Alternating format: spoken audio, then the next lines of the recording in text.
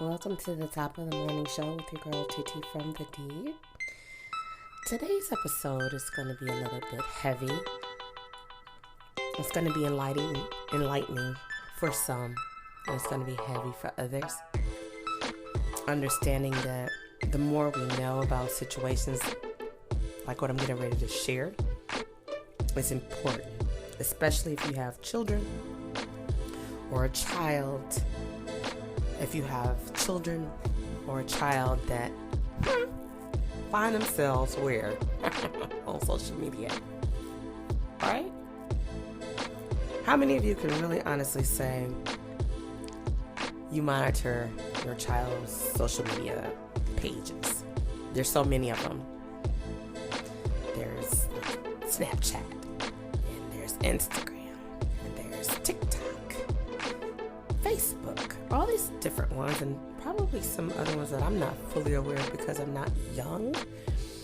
But today's topic, we're going to talk about, especially in light of the young man who recently took his own life, we're going to talk about sextortion. Okay? And it's important whether your child is an elementary student or a college student, because it doesn't really have an age limit, I would say, or a starting age.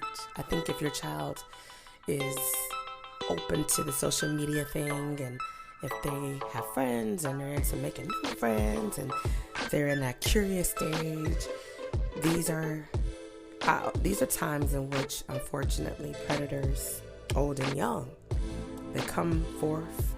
They come about like a well-planted plant, and they sprout.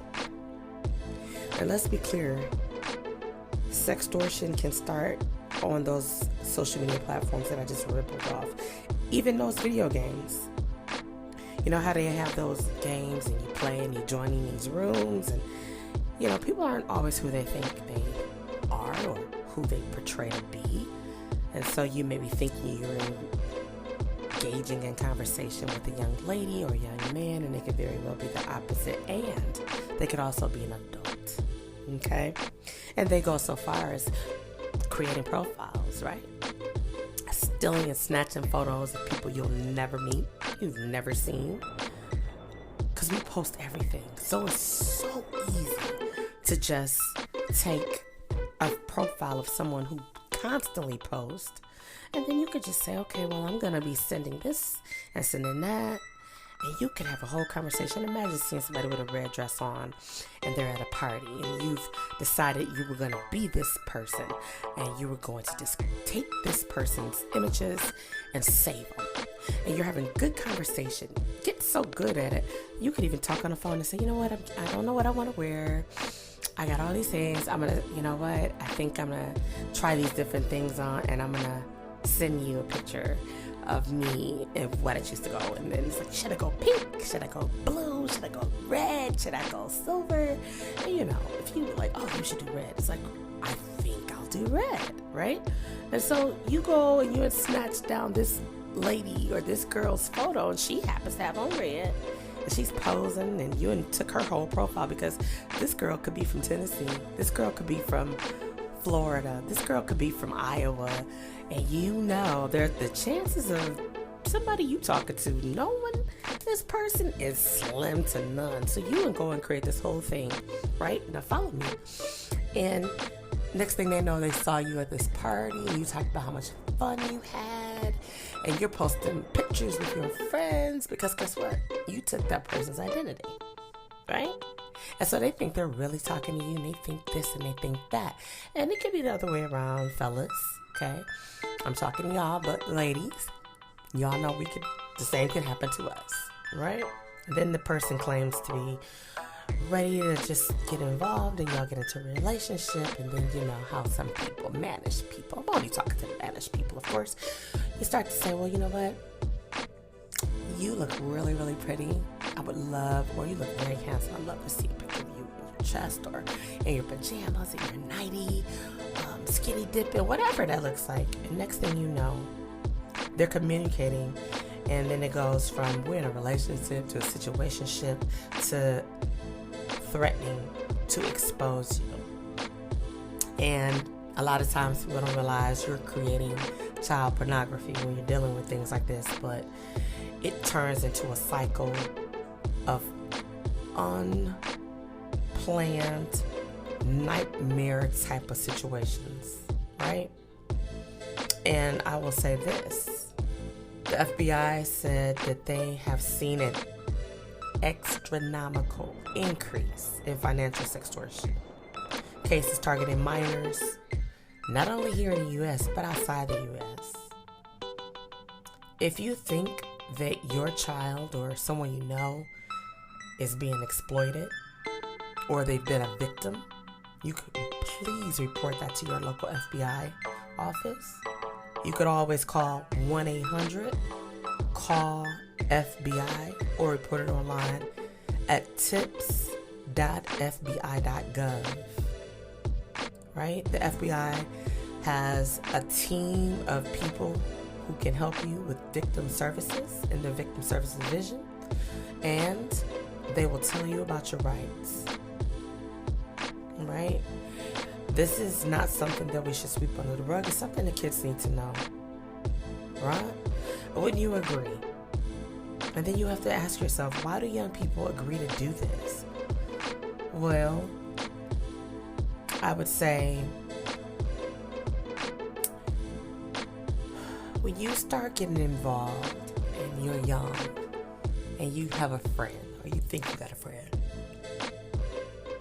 imagine being that person that nobody really ever paid attention to, because you're really not going to really probably find those people that really get attention doing this. And again, you could, but let's just say you do have. And then there's actually people out there that don't even realize that they do this and they're extorting people. But it's like you get caught up and they don't realize that they could be being coerced by a complete adult. You can't really trust online apps and platforms and things of that nature. You know, and when a child or a young person feel like I'm going to be exposed, I'm going to get in trouble, they don't know how to even come to believe and imagine how they'll deal with that situation.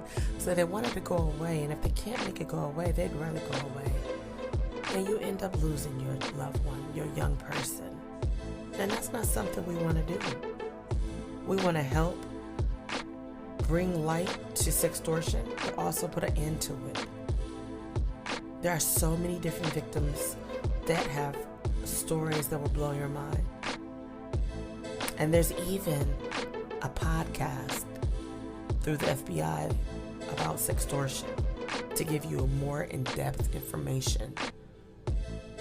Recently, right here in Michigan, we had a 17-year-old who was a victim, senior in high school, who ended up taking his life because he was extorted by some young Nigerian boys. And I ain't talking about 12-year-olds or nothing like that. These were basically grown people, and they'll be treated accordingly as adults. You trying to extort kids and just, you know, and then what made it even worse, when the young man was saying that he would just kill himself, he sent them $300, right? To be 17-year-olds, that probably was everything he had. And they said, no, that ain't enough. They wanted more money. And he was like, I'll just kill myself.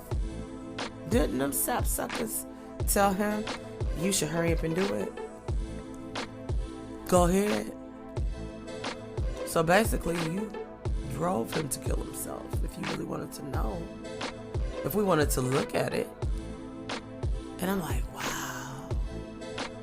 This young man thought he was talking to a child just to realize he was being manipulated by someone who wasn't even who he thought they were. That's why I'm always on my son, and I used to be on my older son as well, about you don't know who you're talking to online. They could totally even have somebody leading and saying they're somebody and totally not be. Just because somebody says who they are doesn't mean that that's who they are. But we have to be wise. We have to make good decisions and good choices. And sometimes we don't. Even as adults, we don't.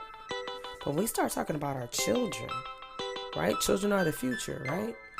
We have to make a conscious decision and have these real hard conversations. And some of y'all don't want to. I get it. Some of y'all really believe that your child wouldn't do that. They would not participate. They wouldn't get caught up. They wouldn't be getting involved. They wouldn't be doing any of that kind of stuff. But how do you know? Are you with your child 365 days a year? And when I say that, I'm talking about, like, are you, like, with them when they're in school? Are you with them when they're at work? What about when you're at work, when you're in school? Think about that. It's just food for thought. It's a serious situation, and it's a little bit heavy, and I get that. Some of y'all will say, damn, I didn't know that, or I knew that. That ain't nothing I need to worry about. Okay.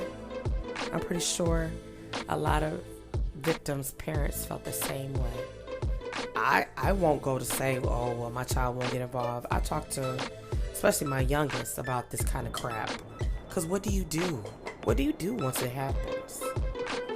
And my youngest son, he didn't have this happen to him, but he knows somebody who actually willingly sent some disturbing, not even photo, but footage out. And it was like, wow. And it got out, and it caused a huge problem. And it's like, I don't know if the friend thought, like, ain't nobody gonna know about it or what, but when it gets out there, it's out there. You can't take it down. And I always tell people, you think you take something and you're able to delete it? No, once something's put out there in the atmosphere, it's over. It's a wrap. So we got to teach our children, when we know better, we do better, right? That's all I have for you on this Thankful Tuesday. I know that it's kind of heavy this morning, a lot to take in, but I felt that it's something we needed to talk about. Tomorrow's going to be an even heavier show, and I am gearing up and getting ready, and I hope you are too, for our 30-day scripture challenge. You'll get the top of the morning show 7 days a week for the month of September. We will have a scripture, we'll break it down, have a little bit of deep conversation. That's the mission. I'll see you soon.